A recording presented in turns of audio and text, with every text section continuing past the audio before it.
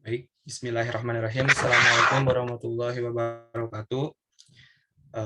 Perkenalkan, nama saya Beril Abdul Malik. Saya memiliki NPM 215030054. Saya berasal dari kelas B, dan saya akan menyampaikan materi tentang aliran filsafat konstruktivisme. Next.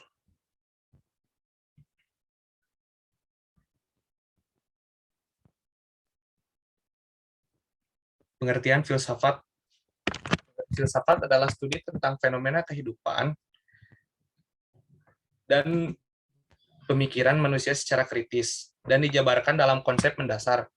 Filsafat tidak didalami dengan melakukan eksperimen-eksperimen dan percobaan-percobaan, tetapi dengan mengutarakan masalah secara persis, mencari solusi untuk itu, memberikan argumentasi dan alasan yang tepat untuk solusi tertentu. Akhir dari proses-proses itu dimasukkan ke dalam sebuah proses dialektika. Filsafat pendidikan merupakan aplikasi filsafat dalam pendidikan. Pendidikan membutuhkan filsafat karena masalah-masalah pendidikan tidak hanya menyangkut pelaksanaan pendidikan yang dibatasi pengalaman, tetapi masalah-masalah yang lebih luas, lebih dalam, serta lebih kompleks, yang tidak dibatasi pengalaman maupun fakta-fakta pendidikan, dan tidak memungkinkan dapat dijangkau oleh sains pendidikan. Ditinjau dari berbagai macam aspek, filsafat memiliki banyak aliran, salah satunya yaitu aliran filsafat konstruktivisme. Next. Yang selanjutnya ada pengertian filsafat konstruktivisme. Konstruktivisme berasal dari kata konstruktif dan isme.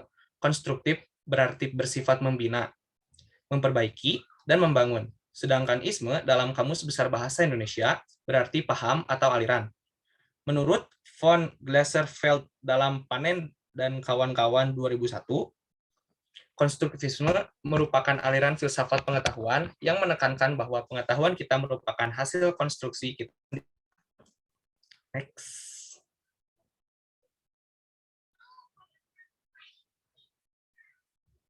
Yang selanjutnya ada tokoh-tokoh aliran konstruktivisme.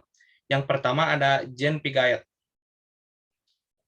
Jean Piaget mengutarakan bahwa pembelajaran berbasis masalah dikembangkan atas pandangan konstruktivisme kognitif. Pandangan ini banyak didasari oleh teori Piaget. Piaget mengemukakan bahwa pembelajar dalam segala usia secara aktif terlibat dalam proses perolehan informasi dan membangun pengetahuan mereka sendiri. Bagi Piaget, pengetahuan adalah konstruksi atau bentukan dari kegiatan atau tindakan seseorang. Pengetahuan itu tidak bersifat statis tetapi terus berevolusi. Yang kedua ada Lev Vygotsky. Lev Vygotsky memandang bahwa tahap-tahap perkembangan intelektual individu dilalui tanpa memandang latar konteks, sosial, dan budaya individu. Sementara itu, Vygotsky memberi tempat lebih pada aspek sosial pembelajaran. Ia percaya bahwa interaksi sosial dengan orang lain mendorong terbentuknya ide baru dan memperkaya perkembangan intelektual pelajar. Yang ketiga ada John Dewey. John Dewey mengemukakan bahwa pembelajaran berbasis masalah menemukan akar intelektualnya pada penelitian. Dalam demokrasi dan pendidikan, Dewey menyampaikan pandangan bahwa sekolah seharusnya mencerminkan masyarakat yang lebih besar dan kelas merupakan laboratorium untuk memecahkan masalah kehidupan nyata. Yang terakhir ada Jeremy Brunner. Jeremy Brunner menyarankan agar pembelajar hendaknya belajar melalui partisipasi secara aktif dengan konsep-konsep dan prinsip-prinsip agar mereka dianjurkan untuk memperoleh pengetahuan. Perlunya pembelajar penemuan didasarkan pada keyakinan bahwa pembelajar sebenarnya melalui penemuan pribadi. Next. Yang selanjutnya ada aliran filsafat konstruktivisme dalam keilmuan. Yang pertama ada ontologi. Cabang utama metafisika adalah ontologi, studi mengenai kategorisasi benda-benda di alam dan hubungan antara satu dan lainnya. Ahli metafisika juga berupaya memperjelas pemikiran-pemikiran manusia mengenai dunia, termasuk keberadaan, kebendaan, sifat, ruang, waktu, hubungan, sebab akibat, dan kemungkinan. Ontologi merupakan salah satu kajian kefilsafatan yang paling kuno dan berasal dari Yunani. Studi tersebut membahas keberadaan sesuatu yang bersifat konkret. Tokoh Yunani yang memiliki pandangan bersifat ontologis ialah seperti Thales, Plato, dan Aristoteles.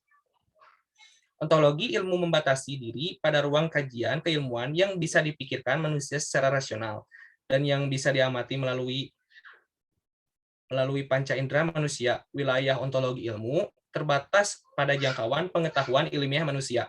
Sementara kajian objek penelaahan yang berada dalam batasan pengalaman dan pasca pengalaman menjadi ontologi dari pengetahuan lainnya di luar ilmu. Beberapa aliran dalam bidang ontologi yakni realisme, naturalisme, empirisme. Yang kedua ada epistemologi. Epistemologi merupakan cabang filsafat yang menyelidiki asal, sifat, metode, dan batasan pengetahuan manusia. Epistemologi juga disebut teori pengetahuan atau theory of knowledge. Berasal dari kata Yunani, yaitu episteme, dan yang berarti pengetahuan, pengetahuan yang benar, pengetahuan ilmiah, dan logos yaitu teori. Epistemologi dapat didefinisikan sebagai cabang filsafat yang mempelajari asal mula atau sumber, struktur, metode, dan sahnya.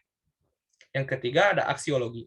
Aksiologi berasal dari kata aksios, yakni dari bahasa Yunani, yang berarti nilai, dan logos yang berarti teori. Dengan demikian, maka aksiologi adalah teori tentang nilai. Aksiologi diartikan sebagai teori nilai yang berkaitan dengan kegunaan dari pengetahuan yang diperoleh. Menurut Bramel, dalam Amsar Bakhtiar 2004 nomor 163, aksiologi terbagi menjadi 3 bagian. Yang pertama, moral conduct, yaitu tindakan moral yang melahirkan etika. Yang kedua ada code, aesthetic expression, yaitu ekspresi keindahan. Yang ketiga ada social politic life, yaitu kehidupan sosial yang akan melahirkan filsafat sosiopolitik. Next.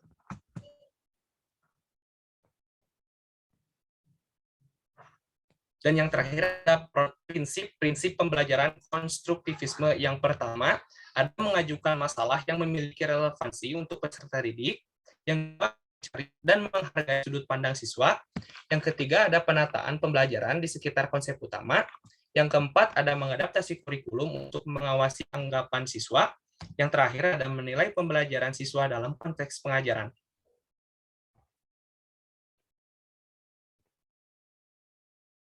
Next.